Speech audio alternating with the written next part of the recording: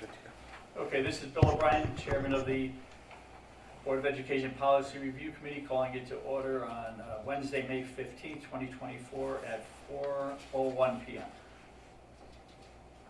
And we do have a quorum, that's confirmed. And we need a motion to accept the minutes of April 10th. Aye. Do we have a second? I'll second. Any discussion? All in favor, say aye. Aye. Passes unanimously, thank you. Okay, I guess we're gonna go to, so Pam doesn't have to hang around, we're gonna go to you out of order. I think I was invited because you had some Yes. questions on the food service charging policy, which I'm happy to try to answer. Oh, okay, well, just so you know, Pam, we had our subcommittee, we were looking at the food service charging policy, and we know that, the Connecticut State Department of Education clearly outlines what the expectations that the districts have to follow. So we looked at the policy, we have some suggestions on the verbiage of the policy and some things that we just flat out don't do.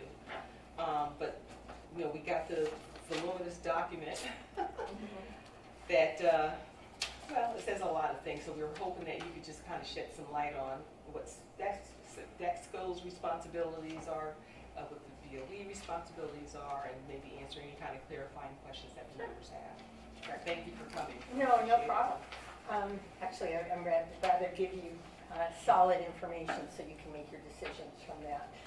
I think first, just be aware that a food service management company arrangement is very different from a school district that has their own in-house food service program.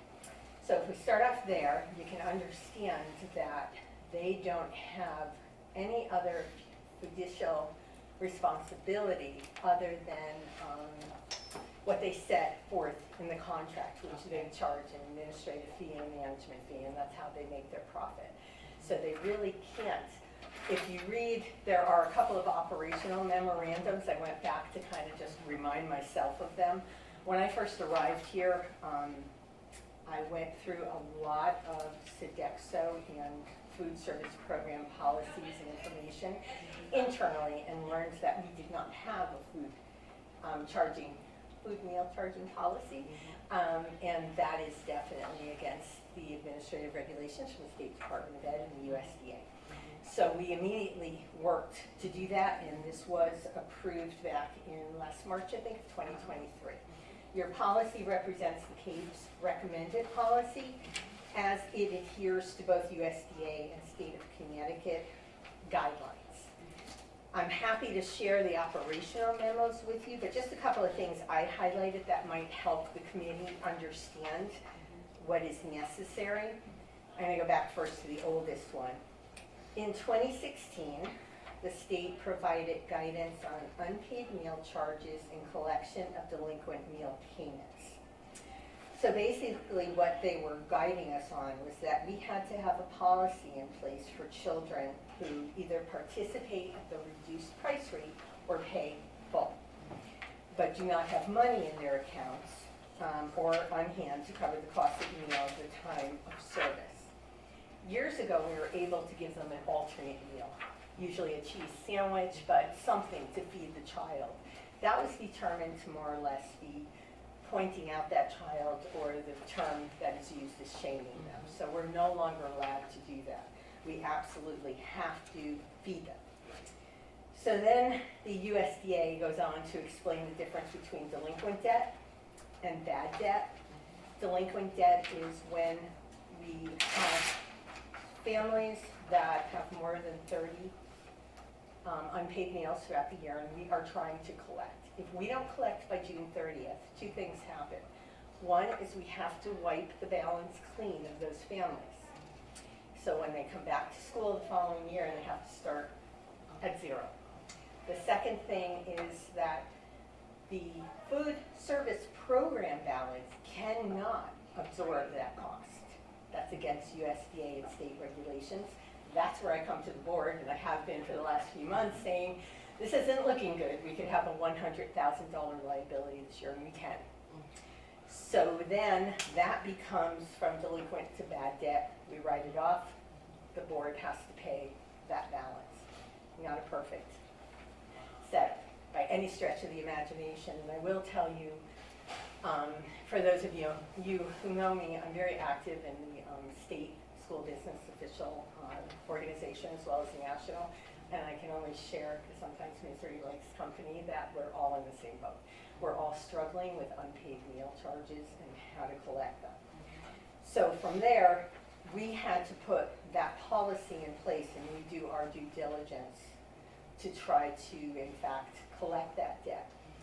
What the state statute that governs some of this does state is that we can have student activity funds that collect donations from business people, from individuals who say, I'm gonna give you $500 in your school, maybe it'll help with some of those unpaid meal charges. So that's how it ends up at the school level with the student activity funds. I think there was one other thing I wanted to mention, because in June of 2022, we also received additional guidance as it related to the state statute, and it was telling us the three elements that had to be included in the policy. And basically, it's what I described, that we can't shame children, we must feed them, and just wondering if there's anything else. And then we have to have a procedure in place, which we do. If that child is habitually unable to pay, we do try to reach out to them. I know, Carla, you, for example, at Chapel do an outstanding job sending letters home, trying to make sure they know that help is in place as far as free and reduced applications. I know at the secondary schools, you have guidance counselors reaching out to these families, trying to help them. So we do all our due diligence in trying to help those families. Question for you. Sure. Is it a state law, I'm sorry, that the balances have to be wiped by June 30th? Is that a Connecticut state law? Okay, because. It's USDA. Oh, US, okay, all right. Federal and state. All right, because there was a suggestion of possibly rolling it over, but I guess that's. We're not allowed to do that. Another question for you. It was also suggested that the free and reduced lunch application, you know, a lot of families, as much as we push it and make it available to them, you know, they don't always take the initiative to fill it out. And we're thinking it could be because of the title, it's free and reduced, and they're feeling some kind of shame with that, whatever. Is there any way that we could even change out the name? Can't do it, is that state law? Federal There you go. USDA, we follow everything. This is one of the most heavily regulated processes you will find in school districts, honestly. But I do share your concern about that, because this isn't the only district I've been in where we've run into the same problem. We unfortunately, we've done it at open houses in other districts where we're trying to quietly just encourage families, and I think there's many families that are on the cusp and truly believe that they probably would not qualify, and they're frankly embarrassed, and there's no reason to be.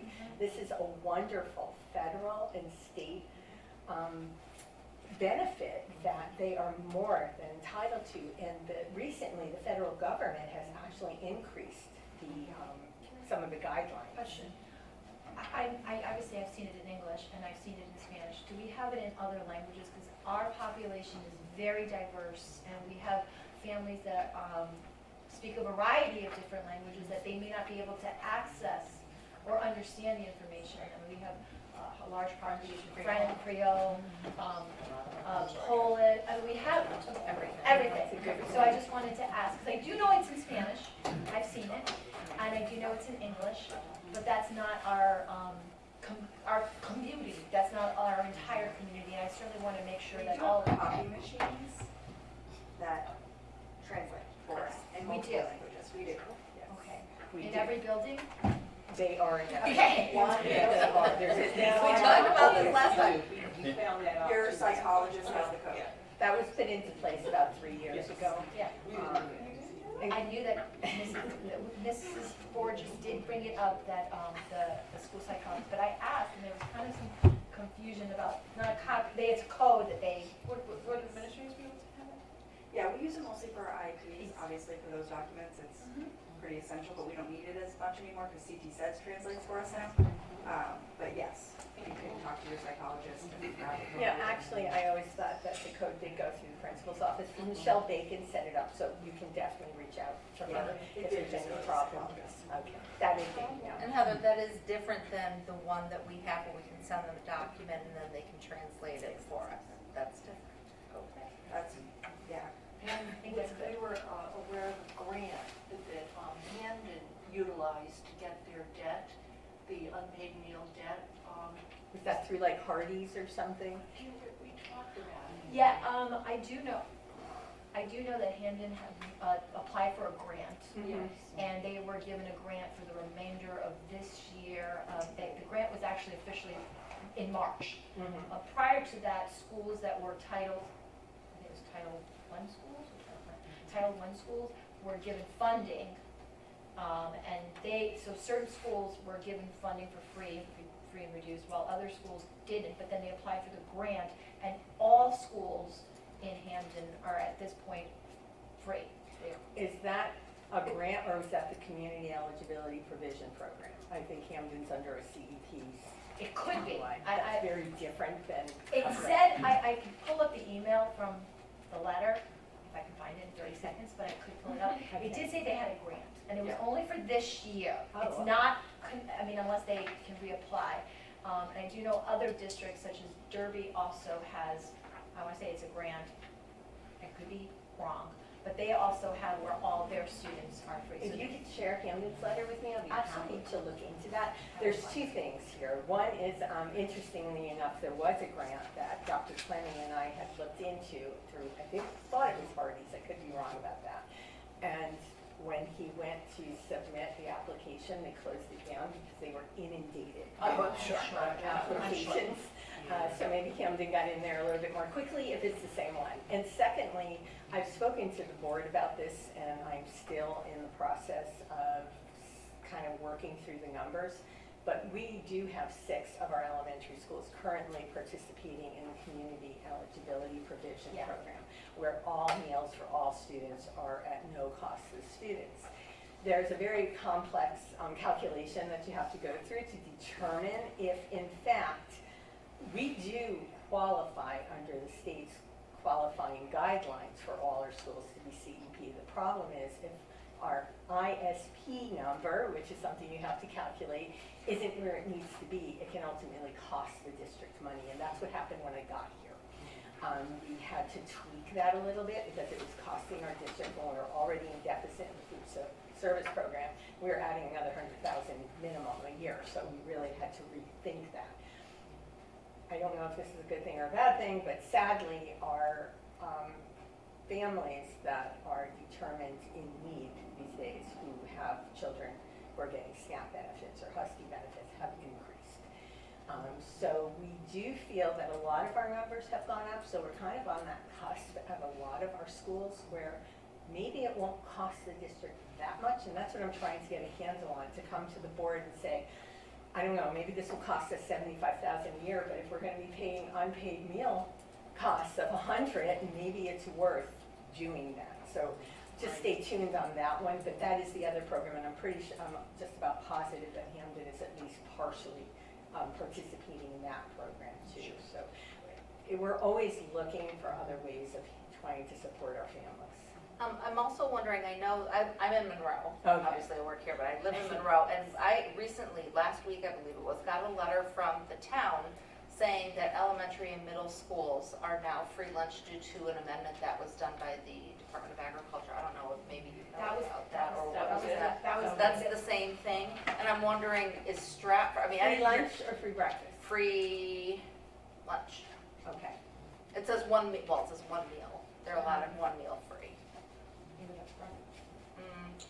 Because we do the breakfast, but I'll be happy, if you want to send those to me, I'll be happy to reach out to my counterparts in those towns to see what they discovered, and perhaps we have it, or they're doing the same program. Lunch.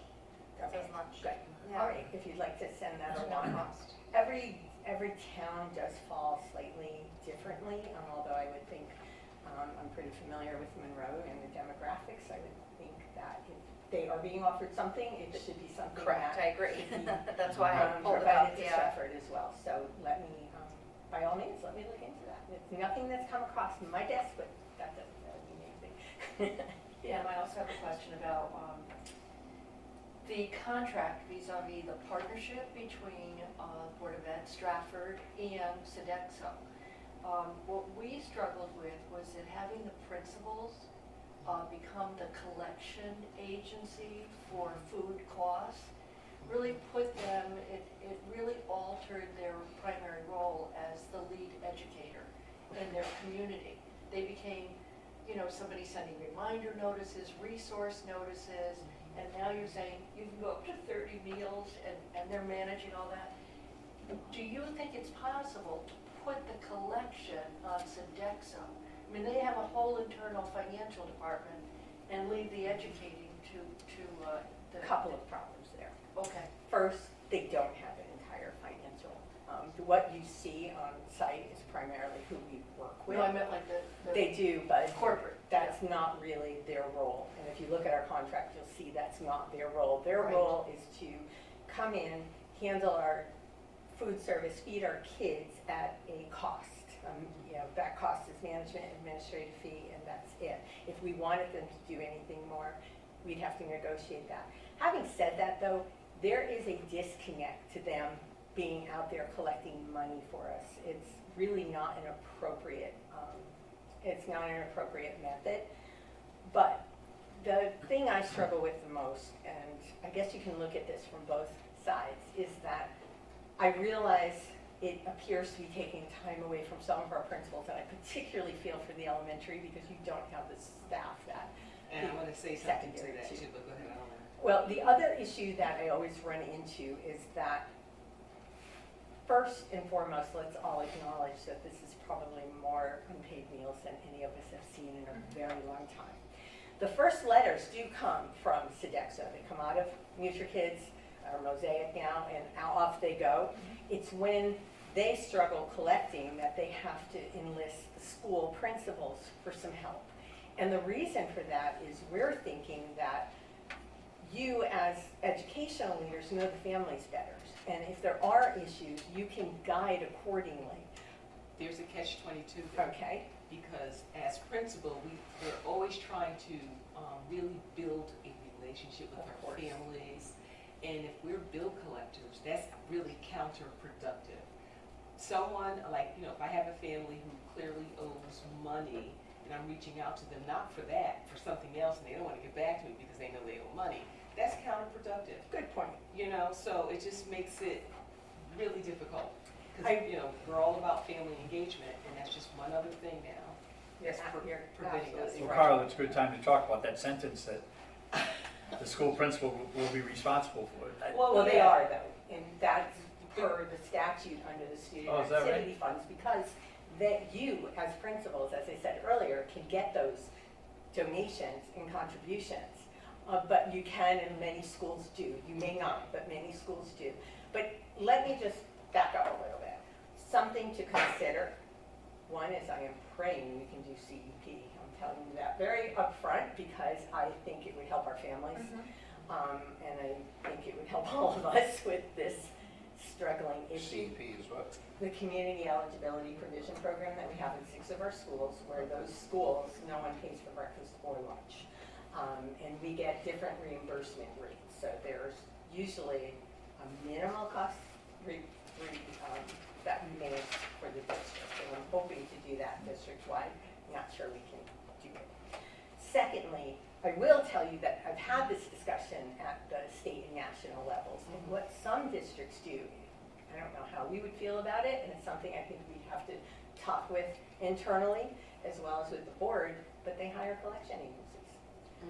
I don't know, I have mixed emotions about that one too, right? It's, we have some families that really maybe just need help and need to understand that the free and reduced application process is available to them. And that's why I always feel, and again, you know, Jack has his guidance counselors who can help out a little bit. You do too, as well. Elementary, we do it all. I know, and I struggle with that, so I don't know what the perfect answer is here.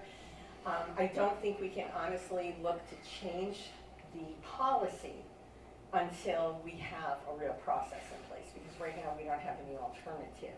And I know that Karen Rosa through Sodexo does her best to help when they can. She and Stella in their office, I mean, I talk to them weekly at the minimum, and they do provide me with a list every month.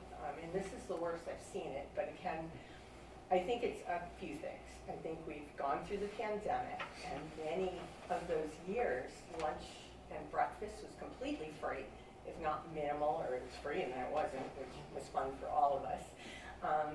Coupled with that, I do think families are struggling a little bit more than they were prior to the pandemic. So I think this is like the perfect storm, and we do need to come up with a better idea. I mean, don't mean to keep harping on this, but that's why I'm trying so hard to get that CEP program in the entire I district. appreciate your efforts, and Yeah, I just thank wanted to you. share also a few things, like our subcommittee, we're looking at the language, like on the current policy, rather than say needy students, maybe eligible students.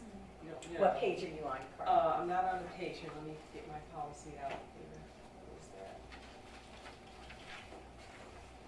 Do you want to send me some of I these? can send it to you, That would be yeah. great. Well, let me just tell you what we Okay. kind of, Sure.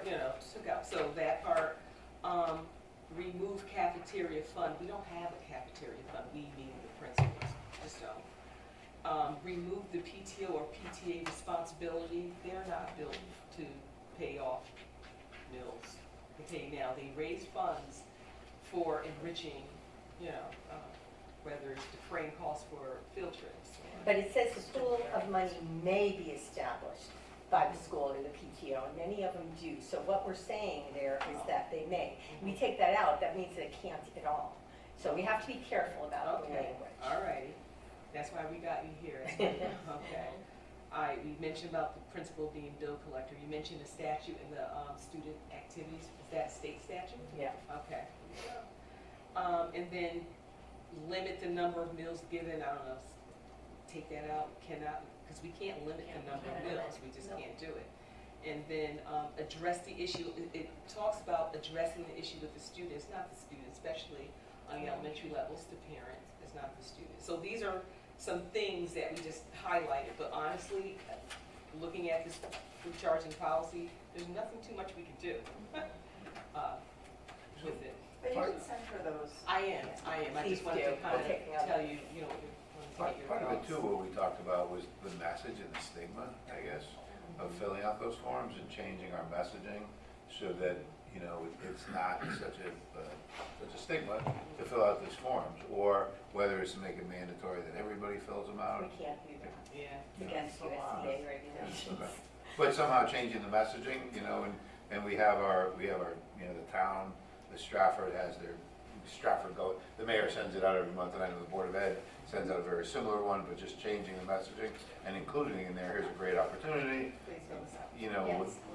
I think you're right. I think it's the way we mess it. You can't change the name of it. We can't change what it is. But I completely agree. I think it's the way we approach it. And I will tell you, Bernie is our registration secretary, and since she's been here, that's something she gives our new students automatically. Yeah. She encourages them in a positive way. And she happens to be bilingual, so that really helps because she can, actually communicate a little bit better than I could to some of our Spanish-speaking families. Quick question.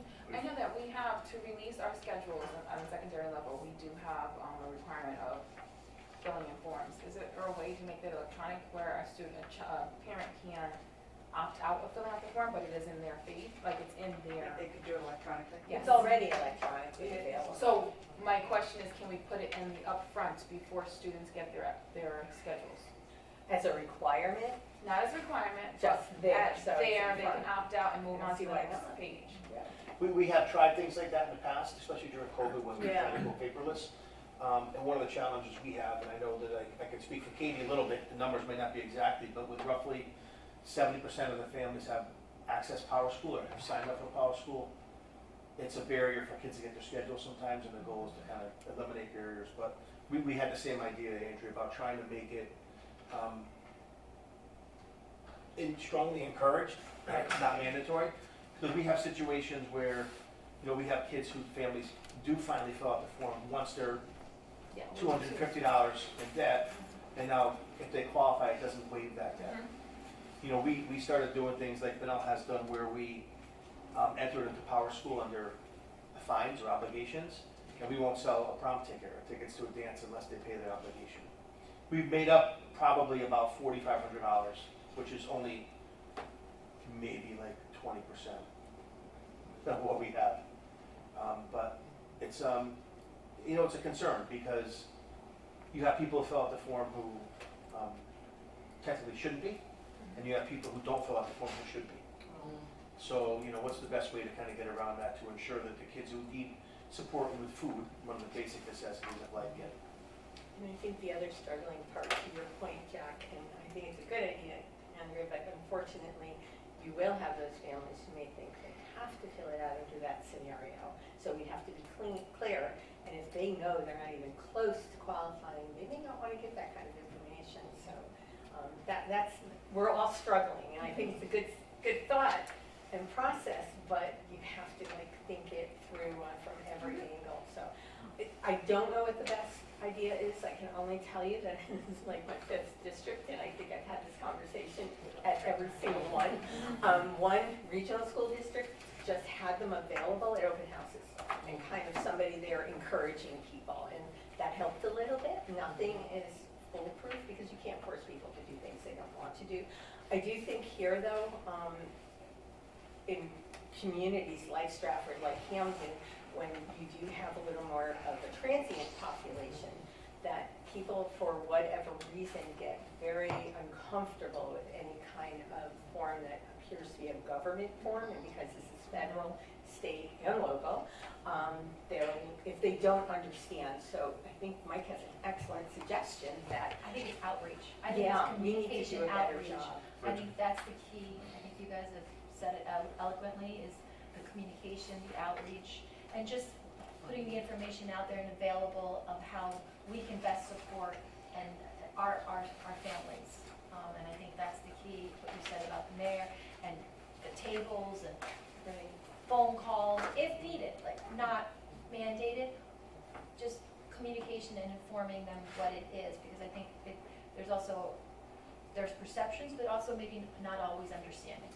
Well, part of it too is calling it an opportunity, not. Yes, If how- the way you present if it. you can't pay your bills, we'll help you. You know, it's like, no, this is an opportunity for you, you know, to help your family, whatever it is, but using the word opportunity as opposed to, you know, if you failed, then here's a chance to redeem yourself. And here's a way to help the Board of Ed budget process.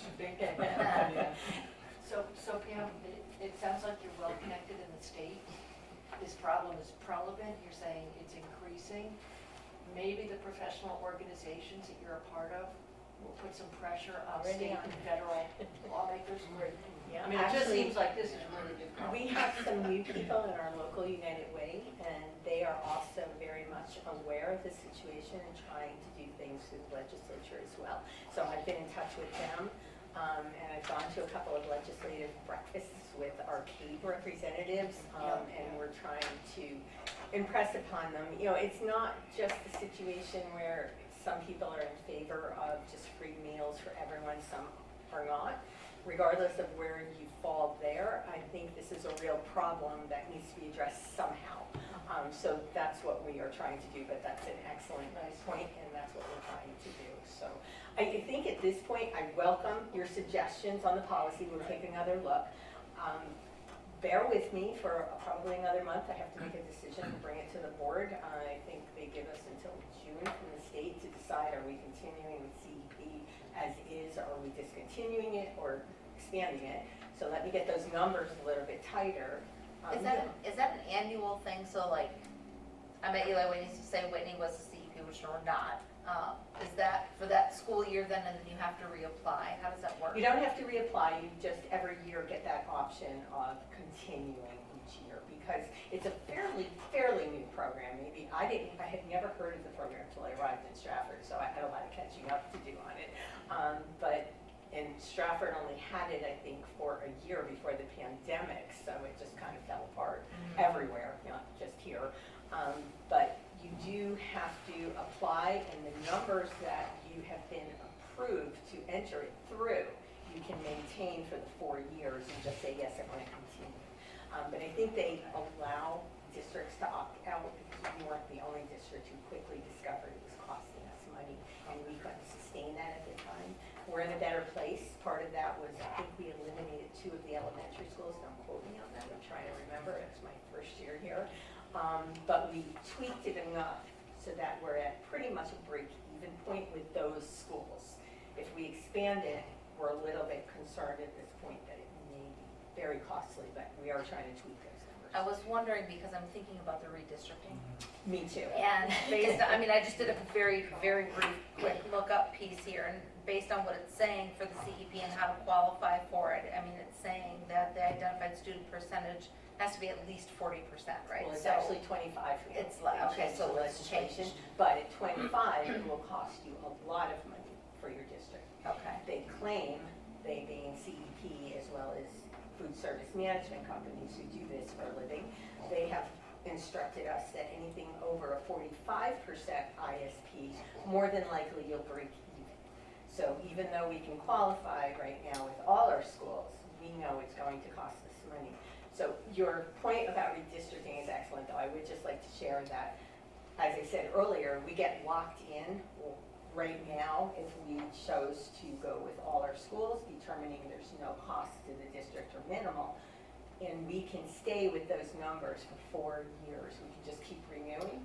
Or we can take another look at our numbers when our redistricting is all said and done. And if our numbers look better, we can change. So they do give us a little bit of flexibility. I mean, and looking at, you know, how much you're paying out versus, because they're not paying the bills versus how much, That's it, you know, exactly. they're trying to find that. Gotcha. Ms. Rosa started to tell me what it was looking like for unpaid meals. I'm like, holy moly. Start looking at our numbers. What's that June, you said June, what's the June deadline? June I 30th. can't remember. So, You said June 30th? No, for the CEP, we have to give them a decision. It might be June 30th. We had to get all our information in by April 1st. We met that deadline. Now they're assessing all the information we sent them. And just have to let the board meeting schedule. I make know, sure. and I'm hoping we might have to have a special one. Yeah, I mean, if we do to meet the deadline, so be it, but, yeah. Thank you.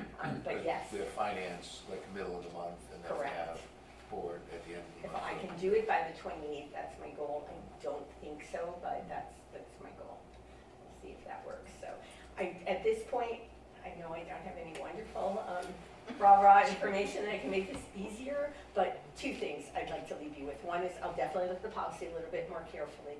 And secondly, I would like us to maybe internally come up with a really good plan on how to market, for lack of a better word, the positivity of free and reduced applications. I mean, we're trying to do what we can internally, and I know the schools try as well, but I really like Mike's thought process that we really need to make this more of a positive message out there. This is how we can help you.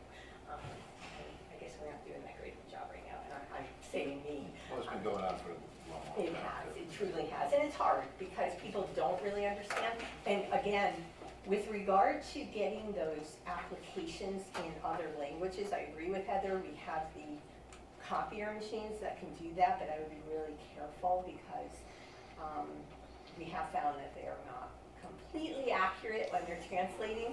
They're good, but we need to make certain someone's checking them who understands that language, so we've had to do that. Spanish, obviously, we're fine because the state provides the Spanish, but if we're finding, maybe we can highlight like 2 or 3 other languages that are most prevalent, and maybe we can not only try that, but get the translating service company that we use to do that for us as well. It's not a bad idea. Has anyone ever seen a website where it gives the option to translate? We've tried that too. Our website has that. Google does it, Yeah. yeah. And how many different languages does it give the option? Google has a lot. A lot. Yeah. Yeah, the psychologists do have that as well. There's a program that the district purchased and just renewed where, like, I can send a document to my psychologist and say I need it in Portuguese, and she just, you know, punches it in and it spits it back out and she can send it to me. So that's been really helpful. But But is Yeah. it 100%? Especially when it's federal, when we're talking about federal, that's. right, well, parents have said that this particular site It's has really been good. very good. Yeah. That's good. They said, yeah, it's great. It's good to know. I think with the copier, we've actually discovered, because we have so many people here who do speak Spanish, they've looked at things and they're like, this is off just a little bit, and I never know. I have a hard enough time speaking English. And you know, Mike, the way things work, when somebody comes up with a great idea, that person's responsible to come up with that positive message. It's all you, Mike. Thank you so much. Thank you, Send Mike, that- very helpful. I would send that over to the subcommittee. You're I don't know about that. you're much more eloquent speakers than I. My message might All not be right, as my positive. friend. Thanks, Pam. Don't leave me, I'm gonna head out. Thank you. More to do Thank at you. home. Thank you, good to see you. Good draft. So, just before we go any further, just, I'm sure everybody's aware, maybe not, but Diana is moving on to a part-time, temporarily part-time assistant superintendent, and I thought it would be better for her as her ongoing role changes to move over to policy, which created a vacancy here, so invited Andrea Fonseca to come join us, which we will be formally appointing her at the next board meeting, so welcome Andrea. Thank you. Thank you, thank you. Welcome. And so one of Diana's subcommittees was with, I think, myself and Jack and Bill, and we had looked at residency, and then we moved on to, We are now on to, well, we're still finding attendance, but we're doing homework next. Right. I made I created a document that has suggested cane language, our current language. I'll share it with you. and the reason why we created these subcommittees is so that we can communicate in between the meetings and not violate FOI regulations.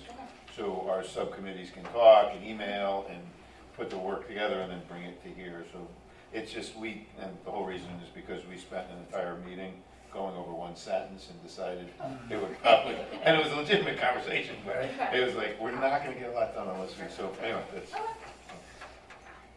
Jack, I think I need you to add me onto that as well. I'm supposed to be on that one, I I'm gonna try to do it right now, think. Okay. but I'm not the best. Yeah, we know. So Carl, I guess we've gone as far as we can today with this, so we'll Yeah, I will share with Pam some of the suggestions we came up with, but it sounds like we can't do too much. yeah. So, explored it thoroughly. So I guess next we'll go on to the resident, non-resident policy, right? Where do we stand with that? So I think Teresa emailed out to everybody a red line copy. These are all the comments that came back from our attorney. The one sentence that we had talked about was on page 3, item number 4. So I, for me at least, all the verbiage in here was based on what's allowed by state statute.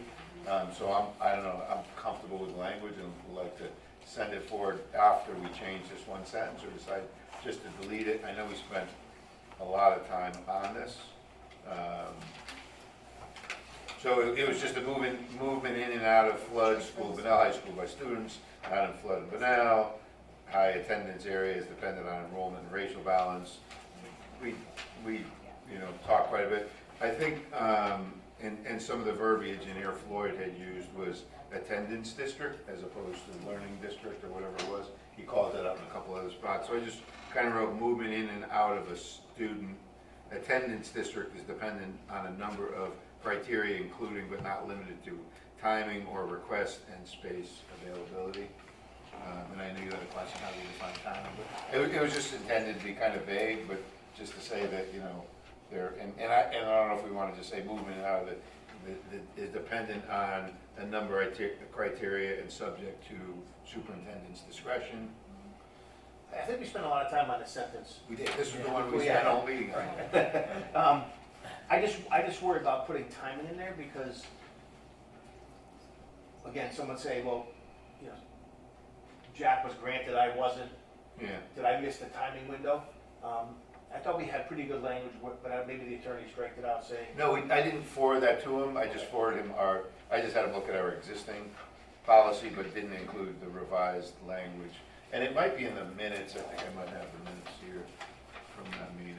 I mean, I'm not gonna, Well, we could also just strike that whole piece, because there's a whole bunch of other parts in there that are, now I know is there gonna be a final decision made Monday night on what, on the slam, with the slam presentation? as far as, As a direction we're going? no, so they're gonna come and make their presentations. We have a presentation on Monday, and then we have a second one. 29th. On the 29th. The 29th, yeah, the 29th, so there'll be one at Stratford High, one at Flood, and then it won't be implemented this upcoming year, so we have some time to work our way through it. We're gonna get the town involved and everybody else, so. Let me just see, I don't know if it was in the policy. So movement in and out of a student-based school is dependent upon enrollment numbers and other criteria such as timing of request, et cetera, was the language that we, I think, came up with. It was actually a motion to strike bullet point 4 on page 3, made by Mr. Henrik, seconded by Ms. Burge. The following language, hearing no, the motion passing. So the language, so actually, that sentence now, based on our amendment, I didn't realize we pushed it this far. So moving into and out of a student-based school is dependent upon enrollment numbers and other criteria such as timing of request, et cetera. And that was the language. But I think based on Floyd's, we should say students attendance district. I don't know if it makes a big difference, but. And that would err on the side of the attorney's language. Yeah. Okay. Right? That's right. So then the motion was passed, and I would just make a motion to it. So I'm first gonna make a motion to amend the original amendment, which is now part of the original policy that will be forwarded. Movement into and out of a student attendance district is dependent upon enrollment numbers and other criteria such as timing of request, et cetera. You say aye? I made the motion. I say aye. Second. Any other discussion? All in favor? Okay. So now the red line copy with this sentence change would be, if everybody's read it and comfortable with it, I'd like to move it to the board with a favorable recommendation. So moved. So, Any more discussion? he's the chairman, so. Done? Sorry, Bill. Okay, all in favor? Aye. All right, passes unanimously, thank you. So this would be, and Teresa has this red line copy, so this would be the red line copy along with the sentence change, which we'd already done, but the amended sentence change on page 3, section 4. And then there's one other thing, so one of the things in this district, we have removed the ability to, the timing, allowing kids to come in for 2 weeks or whatever it might be without providing all the information, because as everybody stated, it's a nightmare then trying to get those kids out or trying to do it. I asked them also to look at the vaccinations, and the state a while back had removed the language religious exemption. And I know a couple of nurses who I've spoken to, school nurses who have said, again, we do the same thing with the kids and the vaccinations, and then they spend all their time trying to chase these parents, and there's no. So he's looking at the language to try and get it to mirror this new language, which basically says you don't get into the school unless you have the proper vaccinations at these points. And there is no 2-week grace period, whatever it is, because we all know what happens then. But that's the language we're using to mirror, and we're using in the residency ordinance or the residency policy. And I think that, so he said there's a lot of changes that have happened in our vaccination because it was passed in like 2009. So the religious exemption, the being a little more clear about the fact that, you have to have it in order to get into the school, and other new revised state statutes and so forth. So Has there been discussion on having it to get in, but also having it to continue? Because I know we have a 7th grade provision and a 9th grade provision, right? Yeah, for the updates. Yes, I think so. yeah, so That's that'll included be, in that as well. that's part of the language. There's something in there about the language I remember reading, but Floyd's going through that and he helped write this red line copy, so he's aware of our desires to eliminate that 2-week grace period or whatever it was, and he's gonna look at it for that purpose as well. And how do we properly reflect that with the state statutes and laws, and not, not allow them to sneak into 7th or whatever. Yeah. And did we get clarification on the age? Is it now 22 rather than 21? So it says children, the red line copy is children between the ages of 5 and 21 who are bona fide residents of Stratford and not graduates of high school are entitled to school accommodations provided by the Stratford Board of Ed without payment of tuition. I guess Drive now has to go to, I think, 22. I'm pretty sure it's 22. 22. It's 22. Yeah. Does that apply here?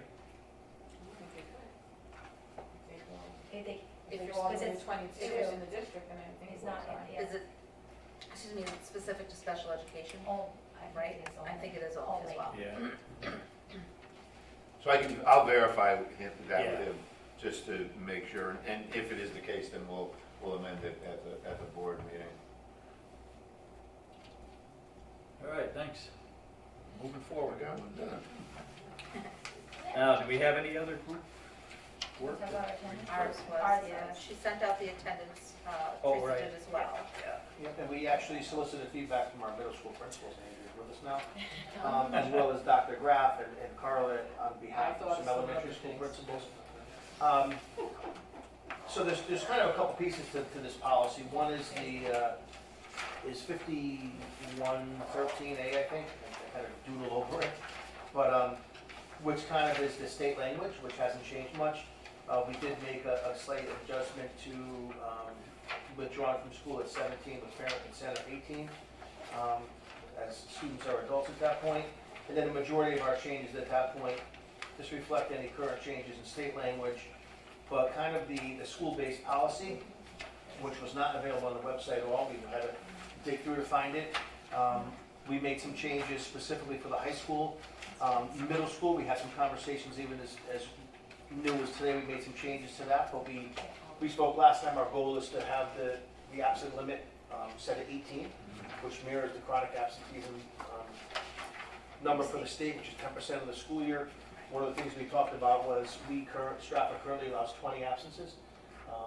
And so what we're saying, and maybe not in direct terms, but you could be absent 20 school days here, you could be chronically absent at the state level. And we know chronic absenteeism is a problem, so we're hoping that this change in language and the discussion of this at lower grade levels starts to really impact that as we move forward. So high school has an 18 absence limit for full year courses and a 10 absence for half year. We define unexcused tardies to school and to class. And we did add language about a failure due to absence, which we added to kids in high schools' report cards, so they know if there's a failure due to absence, the parents are aware that at that point there's going to be an attendance contract. And the expectation is we need to see a drastic improvement in attendance. They want the student to receive credit for that class. There'll also be some other social probations included in that.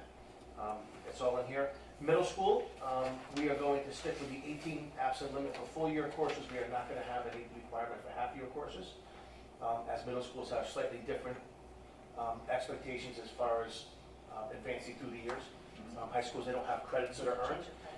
And we did say for a full year course with an 18 absent limit, students may not receive a passing grade for the course if they're absent more than 18 times. And the key is may, because as with every kind of policy enforcement like this, there is the ability for the student parent to appeal, which would go before an attendance committee. But I know, in speaking to both high schools today and Dr. Graff, before kids get to 18 absences or 20 this year, there are a lot of steps to take place before they get there. So hopefully, this does, as we kind of get into this policy more and more and expand it, those conversations are less and less. Elementary school, I think the language we agreed on is the elementary level attendance is going to follow the Connecticut state guidelines. Jack? Yep. Sorry, after my email to you, I thought about that Okay. a bit more. Okay. We have our BART committee meeting monthly, and I'm looking at some of the numbers. And again, I've had kids out 44 days, 41 days, 37 days, 35 days, and I'm thinking, I believe years ago we used to have it where if kids were failing, for lack of a better word, just they weren't at grade level, we made it mandatory for them to go to summer school. But I'm thinking there's nothing on the elementary level that, when the kids are out, obviously they're missing instruction and it does impact them academically, but we don't have any guardrails. So I'm thinking maybe we should include, if they're absent so many days, mandatory summer school that could potentially lead to retention. I don't know. I thought I'd throw that out. Maybe the word mandatory might not be put in, but maybe, like, we were very careful on our wording, even in middle school, so we put the word in, student may not, like, something like that there would be possibility. There might be parents that might want their child to attend and get extra help if they need it. Right. So maybe the wording may not be mandatory. Okay, But that's a, may for not- lack of a better word, but we have no guardrails. I mean, to have these. There's no meat for us to hook anything into at the elementary level. And that's a discussion that we had, it's really difficult. The only thing that we were able to kind of move forward with, because we do at our level have to follow all the state guidelines, right? I mean, everybody does, but to the T, and we don't really have any pieces to hold against or to withhold, forms or movement or, any of that at our level. And certainly The the only high thing schools are structured differently, right? Yeah, With they credits are. required for graduation. So, credits determined by one Right. passing a class, a 2C time in a class. Right. Do we have kids who miss 40 days of school and Sure. pass a class? We do. Sure. That's a different conversation, right? That's a totally different conversation, but as I was talking to Andrea today, attendance in my belief is, and she asked me a great question I couldn't answer, but attendance is to learn behavior. And if kids are chronically absent in elementary school, and the numbers you just rattled off, there's probably an 80% chance they don't get better in middle school and they don't get better in high school. Correct. So as a district, what are we doing to ensure that we're encouraging, supporting our families enough to have them get their kids to school? And what are the barriers? Yes, What are the what's barriers, or stopping what it? what Which is is- stopping it? Have we discovered that as to what is stopping Yeah, it? we did a study about 4 years ago, and 92% of our chronically absent kids were walkers. Transportation. So transportation is Well, a that's barrier. always- Well, Well, students. now on the elementary level, a lot of these absences are parent initiated. If one kid is, let's say you have a family with 2 siblings, if one sibling is sick, The other. and the parent will say, well, I'm just gonna keep Johnny home too, because, for whatever reason. So a lot of it is just unexcused, parent initiated. Well, we know the first 9 are excused, Right, then there's the 2 mental wellness We- days, but then everything after that requires a And we do, For medical we or reach religious out or- to find out how can we support them, we've done home visits, we've done it all. And it's scary when our kindergartners are absent a lot, again. So when we see numbers, and we have numbers, I looked at our report that we put together every month, and it's unbelievable. Especially at the elementary level. At the elementary level, It's they're learning 100%. foundational skills. yes. But it's 100% the parents. I It mean, is. High school, It middle is. school, maybe you can blame the Correct. kids. Absolutely, Yeah. So I think it's, Dr. Armstrong, Yes. excuse me, I cut you off. So I think that what we're discussing is 2 types of behavior. I think at some of our secondary level, it is a student behavior, but obviously at elementary level, it's the parent behavior. So then the question is, what are we doing to prevent, educate, or encourage whatever we need to do? Because it isn't, for this policy to work, this is a student policy, right? So it's not a parent policy per se, because we're saying student will repeat, or student will go to mandatory summer school, student will, not parent will. So I think there are 2 different things we're talking about. I'm sure you can't mandate, And I cannot mandate. can't but you can't mandate that a parent whose Yeah, child right, is right. chronically absent has Exactly. to So come to I a think the class. goal though is to try to come up with ways that helps the parent support getting the child to school. Yes. So what mechanisms, I think that's great, what mechanisms are we talking about that will help that? And we talk about transportation as you said, 4 years ago, the study suggested that it was transportation. What mechanisms do we have in place to mitigate transportation as a barrier? And then what have we put in place to educate our parents universally? Rather, it may not be just Chapel or Worcester, it may need to be a universal messaging that goes out regarding how do we get parents to understand the importance of attendance. Because it could be, I have 4 kids at home or 3 kids at home, 2 are sick, getting another one up is a lot. But the importance of it may need to be messaged. So we. It certainly Oh, is, go ahead. and I just want to say, I know we do a lot of visits, we, do a lot of outreach, but in addition, I say to the teachers, listen, if the kid is not, they're not on working to grade level standard, you might want to put in your comments how their attendance is impacting their education, because that's an eye-opener for families, so we have done that. The other thing, as a district, we give a lot of waivers. And, we have waivers, some of them to Chapel, and we had a parent who said, I can't get my kid there because when she missed the bus, And Right. she wanted to go to her home school, but she can't go to her home school because she's got waived Chapel. So there are things that as a district we could do And I to think, minimize I that, but for agree. the most part, it's tough, but, you can only do but so much. But the family, so I'm not sure, I wish I had I the don't answer know. to it. but- I don't know if this is the Yeah. police or we can, you know, bring something Well, out. I think one of the challenges we have is to come up with a policy that we think is, Fair. that fits what we did in Stratford Public Schools, understanding that any policy we talk about, right, it's gonna impact people differently. Mhm. Yes. And that's why we spend an hour on one sentence. Or that's why we spend, you know, because it's really hard when you bring in, and I can think of families too that this could be difficult for, but at the high school level sometimes, and I'm sure middle and elementary even to that point, but parents want support to get Yes. their kids to school. So we start off every school year, we talk about an 8th grade open house. We talk about it when we meet with the 9th grade parents at Lakewood, we talk about an open house. We send things home, we have, and the TVs throughout the building, we have attendance matters, we have some of the information Yes. from attendance works. We talk about it in advance. We did the advanced March Madness Challenge, Carla, we talked about. Yes. Get the kids to advance, get them into school. We try everything to get the kids to school. Does it work for everyone? No. But are our numbers much different this year? Yes, they're significantly greater. So we're making some progress, and I think the entire district is. Last time I heard the numbers, it was much improved from last year. Good, yeah. But I think that we have the ability here to draft something that, you know, complacency never works for anyone. Yes. Like if you get complacent, you get lazy, then you slide. So let's figure this out the best we can. We know it's not perfect. High school's different, elementary school's different, and middle school's different. But that's why we try to have 3 different levels in here so we can have something that reflects the belief and thought process for each level. And yet still be equitable to what, you know, needs to And be also done. honoring the state's guidelines, because Correct. there are state guidelines that we have to adhere to. They put it out there and we have to adhere to it. The one thing that we did put in that's not really addressed by anyone was the family initiated extended vacation. I don't know if Yes, it's talk Jeff- about that. Yeah, because that's a big new That may be some of thing. your numbers. That could Well, certainly be One impacted. number is.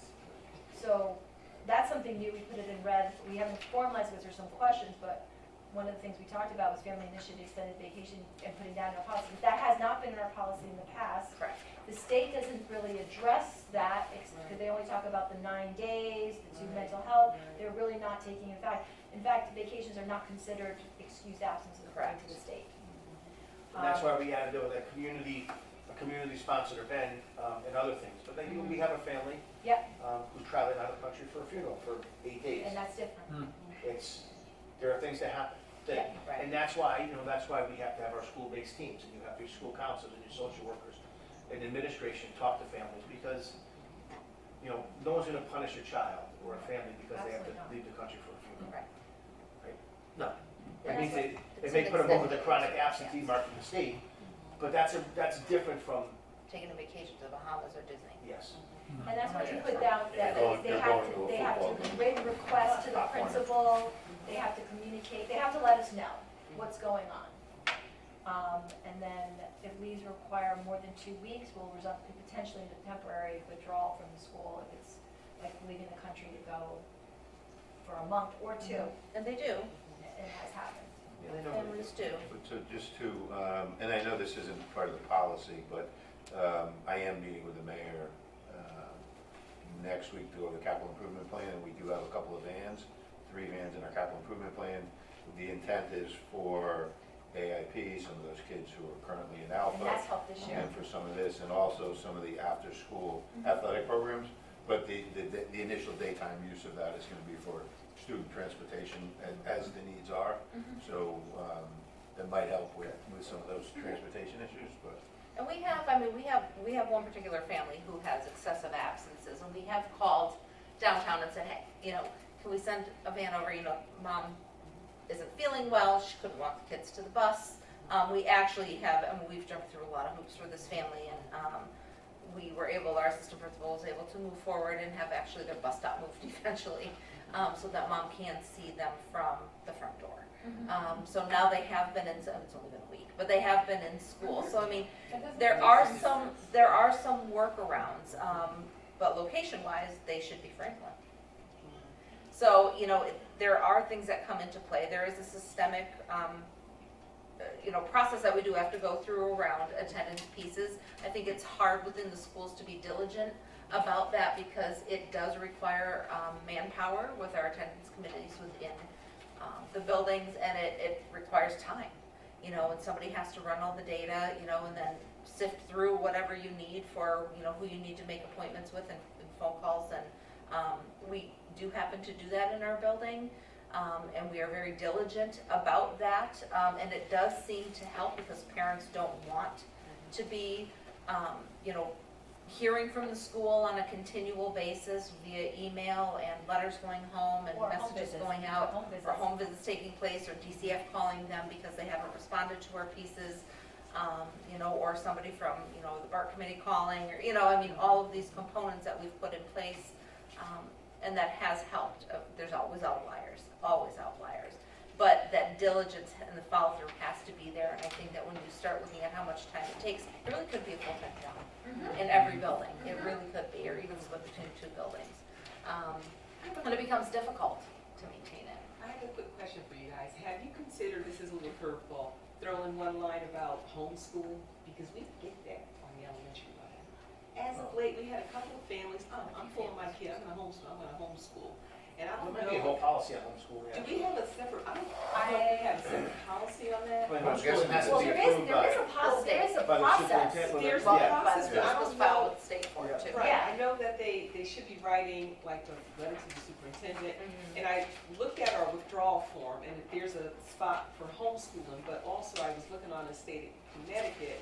And technically speaking, if a family is homeschooling, they're supposed to, well, the state of Connecticut kind of gives us a form, but they're supposed to submit this every year. Correct. You see? Yeah. Correct. And I'm not so sure that anybody's really following up from the state on that because they're too inundated themselves. But there's a curriculum that you're supposed to follow if you There's are everything. homeschooling. It's on the state website. You're supposed to submit that I'm form. homeschooling my kid at elementary, at least at Chapel. But I'm guessing there's We've had a not, few over I'm the guessing there's not a tap-in, tap-out ordinance, like, today I'm homeschooling, tomorrow. That's No, right, no, right. No, it They could be- do, they No. do, they have to re-register, they have to go. They could You pull have them to out start and over. re-register Yes, whenever I know, they. re-register. Yeah. But it's not just like, I'm not sending my kid today because I'm the homeschool. No. No, you have to There's a re-register. process you have to go through the homeschool. Yeah. It does require an approved program and permission from either the Yeah, they superintendent have to or come to the supervisor. central. I don't know if that applies to the attendance, I think that might be Okay, something. all right. Yeah, because if you're homeschooled, you're not enrolled in a Stratford Yeah, public you're schools. not, Yeah. that doesn't count Okay, for our all right. attendance, so There I you don't You know. have to be officially withdrawn. Withdrawn. There you go. Yeah. All right. I just remembered about a month ago, a man brought his two kids to the Veterans Museum for a field trip because he was homeschooling them. Yeah. So he brought them there on a field trip. Yeah. I mean, I don't know if I think we're almost ready for us to look at this policy, because I don't think there's much more we can. No, I It's think we really have to, that you know, one-liner. as long as like Andrea and Greg support, and you support the middle school language. And again, I think the most important thing is just starting to instill that number 18. Yeah. Granted, it was my number in high school, but I mean for the absences. Like the more kids hear that, at the younger age, 18, hopefully it starts to set in. And Carla, I'm certainly willing to work with you to see if we can work on something with the elementary school, but this is, this is what the concern is that Right. the kids who are absent continue to be absent. Right. So, and just, so you guys are gonna continue to work on this a little? Well, we're gonna work on this, and I think it was gonna be you, Diane, and me working on homework, but I'm I certain. think I was supposed to be on Oh, that yeah, as okay. well, yeah. So we'll just maybe get Andrea on Yeah, homework. because you're on two subgroups, Yeah. so. I think So we're we'll pretty start- much done with the attendance piece. It really was Yeah, just the that, attendance piece is just the maybe. language I think we have- around yeah, what but just- extended I absences. didn't hear But just for scheduling goes, we're gonna have to reschedule our June meeting because it's currently on Juneteenth, so.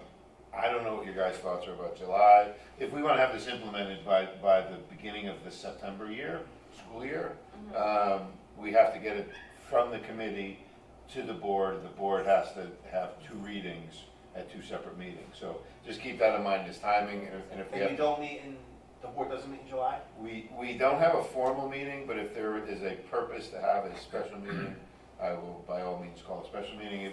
The other thing I started looking at too was the homework and the grading. Finish it. And I know there's I think, administrative policy on homework and grading and how they, but having these things like residency and attendance and homework and grading, whatever is in place, and the vaccinations, having them in place for the start of the school year in September, I think is pretty critical, because some of these things we don't want to start mid-year or even a month in, because then it means it doesn't really take effect until the following year. And I think the homework policy is an interesting one because it's pretty old, Yeah, right? And I'm not even sure how many, I think the middle schools have changed their kind of homework practice. So I'm not really sure about the elementary schools, but are we following the prescribed, 60 minutes a day, 90 minutes a day? We were going to That have was the same policy when I was in school.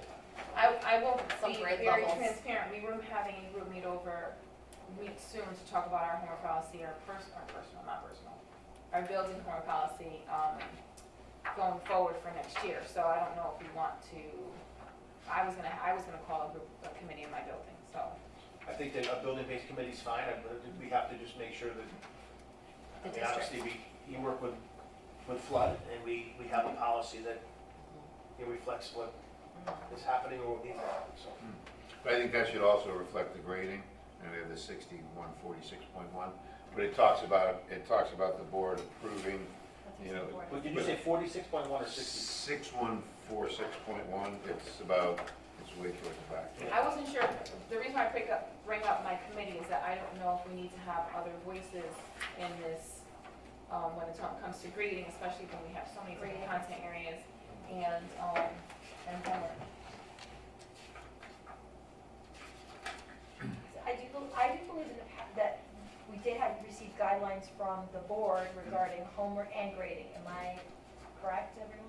Well, there are policies on both. Yes, so I'm sure that we did that. But one of the things it says is that the board will approve, so in the policy, it says the board will approve a grading policy or a homework policy, a grading policy. So our policy that's in the book, the 6146.1, is not the grading, it's the guidelines, the grading guidelines, but it's not the grading policy. And so I think there's an administrative policy in place that dictates how grading is done and how homework impacts that grading, but I think those are a couple. Yeah, so this grading one deals a lot with the weighting of courses in high school. Yeah. The 6146. The one that, It says that, and it says it was adopted by the board October 25th, 2021, so that was, I think, before. the one that I printed off to start working on is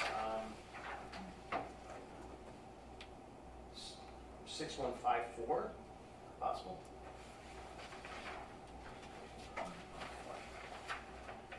Which is homework. Yeah, homework. Yeah, that's is the homework. The third book, homework participation, what is it called? So what I've actually asked on our board bylaws as well, is that we have numbers on the bottoms of the pages. Very helpful, yeah. So this, I've started tabbing some of these things, but it's This is impossible. the one that says, okay, in 5th grade, you should have 50 minutes a night, in 6th grade, an hour a night, in 7th and 8th, you should hour and a half. 10 minutes per grade level, cumulative. Oh, here, that's not good. And I don't know if it's realistic to get all this done in this study. I think that, I think having more, just getting more input would be important. Well, probably the attendance policy, we could move forward in June if we have a special meeting, right? And send it to our June board meeting. Yeah, I think we're ready. Marina's gonna send just an email so we can finalize that one area around the extended vacation times. And I then, think what we put in there, if you're gonna be miss more than 2 weeks, and I did it says, tweak. please notify the school Like notify the principal. principal or, The only thing I did tweak was, it said leave of more than 2 weeks will result in temporary withdrawal. I said, I think we should reword it, because like you said, what if a parent has to take a child out because there was a death? So I said leave of more than 2 weeks may result in a temporary withdrawal from school. That gives us, It does, I think one of the reasons behind that was because of the chronic absentee rates. yeah, but If remember. you know someone's gonna be absent for 3 weeks, But remember, they That's have for to they're put, chronically absent for the they have to year. put in, but they have to put in a request, like, they have to Yes. communicate, they have to Yeah, it's communicate. for a request. And at that to be point, put you in. guys will be able to know as principals, And Carly, what's that's going not on, what's not going that's happens at the elementary schools, but it's a little random where it happens, or? It does, yeah. It does Parents- happen. Yeah, they do. They let us know in advance, you know. What happens though, for families that go to another country, they always seem to tell us, oh, we're gonna be gone for 2 weeks. Yeah, and it's long. And then they're gone for a month. Extends, exactly, Yeah. exactly. So that's what we run into. But for the most part, parents will let us know, we're going on vacation, although that's not an excuse, or we're doing this, we're doing that. Exactly, you know, it's hard to tell a family you can't go on vacation. 'cause you- Far Well, be it for me to say it, but. And during school vacation is the most expensive time to Mhm, travel, so right. they know, never Why going do you on think, school vacation. why do you think Yeah. Greenwich Mm, doesn't have their February break is different than everyone else? Yeah. So they can go on cheaper vacations. Greenwich, yeah. It's true, it's a fact. But I think that's the only, and then of course, if there's anything we would like, you wanna add for elementary school, that's the only Well, two pieces I that think have we- to. yeah, I'm we just did thinking the- about the summer school piece. Because, you know, a lot of our kids who are out, some of them are, they're on the tiers, like MTSS. There are low achieving students and, but their attendance, they're not present. And it's hard, because Yeah. summer school doesn't replace the school It year. doesn't, but But it's a layer of accountability that That's the really parent what and I'm the student But both we'd have to to. have summer school as Yes. well. We'd actually well, have to right, have that has that to, in place. well, So I don't the know district if we has put to. that in. it might be something to file, you know, to I file mean, in for I mean, later. we used to do it years ago. I Yes. know it just went away, right? I think It we used to was- have mandatory. We have like enriched, We you know, had enriched reading. Well, It was summer. reading. Okay, It was reading alright. over this, I know, 'cause I told Yeah. So, I don't know. All right, so I think that we though, because of the timeframe of Right. this committee and the board, we should So, get something in place. if Well, you, there- yeah, if you guys can finalize that for our June meeting, and then that'll give us time to take it up at our June meeting and August meeting, or if we have a special meeting in July. The only other additional piece that we did add into the elementary school piece is something that was added in that if they miss, and it was something that was pulled from high school and middle school, is that if they, where'd it go? That there's every 3 unexcused tardies will count as 1 absence Yeah. from school. Yeah, So well. Is that that from the? Again, I that's have a- a pulled from the question. higher I up. understand That's that, but nice. that, Go ahead, go ahead. I understand that, but is that a state guideline? It's not. No. It's something that we as a town are putting into adopt That's current, we currently have It's- tardy language in our policy, Uh-huh. at the higher levels. at the higher levels. Yeah, not at the elementary. I understand that, but is there a reason why we would want to make that an unexcused absence to add to when the student is in the building, especially elementary? No, I like the language, I'll be honest with you, because I didn't talk to you about our tardy list. It's, It's bad. it's, So- there's so like, just so- it's so we're on the about same page here. accountability. We Right. need About that's accountability. right, the parents need to be accountable. We have Yeah. parents who, no, school starts at 9:15 for them. Doesn't matter. So just so we're aware, because we deal with this at the high school. The way it works is it doesn't change anything in our school, so it doesn't report anything as an absence. You Oh. might say, okay, I have 12 absences, but I have 21 tardies, so I have 19 absences now. But So we're we- not reporting to the state of No, Connecticut. it's not reported to the state, it's That's for all. our internal. Yeah, it's- That's it, Right. I understand Oh, no. that, It's- because I was like, why are we doing No, we're this to not. ourselves? It's No, yeah. Thank you. It's not gonna change that. I'm fine, we're good. It just gives us another layer of Yes. support. Right. I understand To that. say, hey, listen, by the It's way, a deterrent. you come late 3 times a week, that counts as an absence, so let's get to school. I understand that part, as long as it's not being counted against us. No, that's No, just no, for the no. enforcement of We're our also- 18 days next year. Thank you. We're also It's trying to cycling for everything. streamline so that the language is Thank you. somewhat consistent, starting in elementary school, moving Yes. to middle school, and then eventually Right. getting to high school with, there is a seat time, there is loss of credit, there is, so There's no surprises. there's no surprise, it's all the same language. It makes sense now. It's easier to develop good habits young and maintain them Right. than to try to fix them. After Okay. being in school for 8 to 10 years. And Carla, I don't know if you want to touch base with Rob Lettieri about how we kind of do things in-house, or if you want to have a conversation with me, we can do that too, but it seems to be helpful with our attendance. I can have a conversation with them. It's We it's do probably a lot this. of what you're already We doing. do Um, it all, trust me when I And say. again, I'm sure Charlotte you had a probably great do. point, right? You Yeah. get, the way things have worked, you get some new kids in the district, no Yeah. matter where they live, they get sent to chapel. Yeah. Well, and that's, I remember your presentations a few years ago. but that's one of the things we're hoping to address with the Right. redistricting, is Exactly. pushing all the kids back to the home school and eliminating the waivers, and, you know, so we'll hopefully help with a lot of those issues. And that decision is supposed to be made for the start of next school year? No. No. No.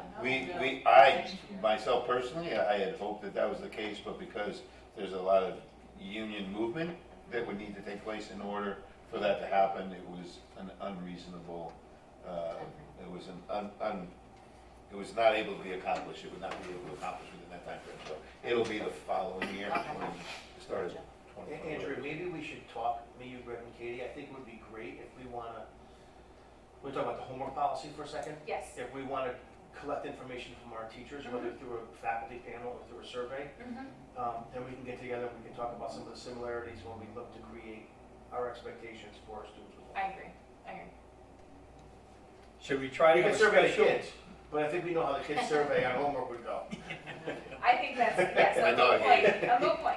And then one other question, I was assigned the community outreach, the community relations, so I just wanna go over, just really quickly, that, I'm looking at the 1,000s, but I was by myself, so I didn't know if anybody wanted to join in. I'll jump in. Oh, I can jump over with you instead of, because you guys already Well, started, I right? love, So that's fine. Well, We we can do have, that. we I've have a already- form ready to work on. I wouldn't say Well, we and started. that's also a big, that's one of the But you have board's, more than yourself board's, on that piece. yeah, requirements or yeah, Probably wanna help out with I've already everything. started opening Well, up. mine are the things anyway. Yes, but I hear tell. Can I just you- make double? You are? I wanna get on the inside. Yeah, and that's normal. So, and one of the things I talked about this year was creating on the board a community outreach committee, because it's community relations, but Floyd had said you might not be able to do community relations, but community outreach.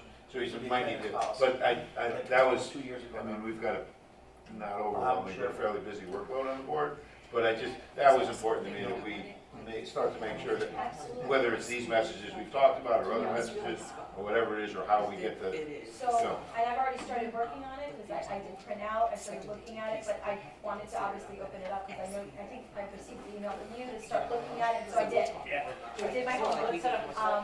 You are good students. I'm a good student, so I already printed out from, I printed out from other districts, and I was comparing, like, what they have versus what we have, if we're missing anything and addressing, because obviously there's a lot of sections to community relations, such as volunteering, social media, language, campus, there's a lot. So I will send out an email to you guys. I don't know, Mr. Hendrick, what's your time frame? Do you, like, during school out, after, like, what works for you? for what?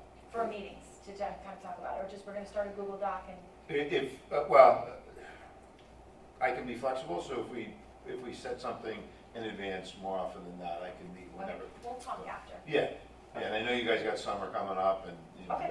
but I work year round, so I'm good. Funny on the beach. Now, would Wednesday, June 12th be okay for a special meeting?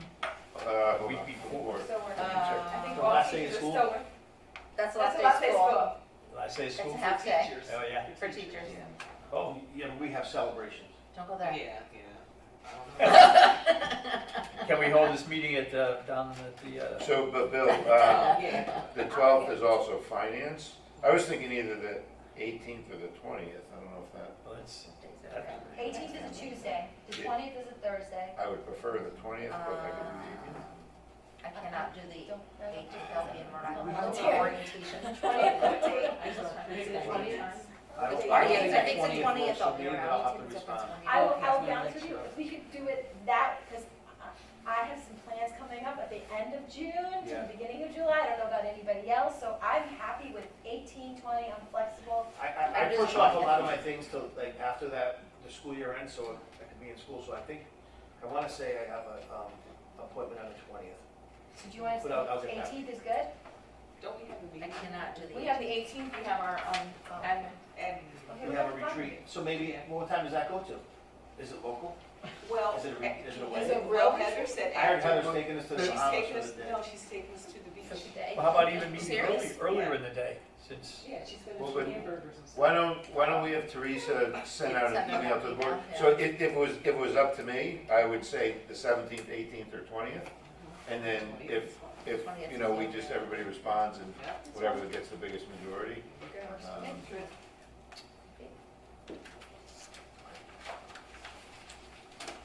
And what about the idea of leaving earlier in the day since you're out of school? That works for me. How about that? Well, whatever day, summer. Yeah.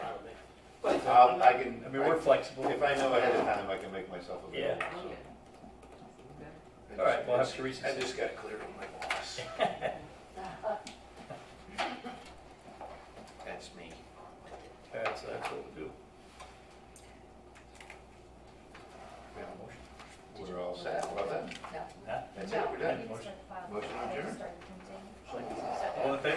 Aye. Don't you file? Thanks, Lou. It went, oh my God. And then, so when you guys finally I have a lot of finalize things to that transcribe. Okay. homework,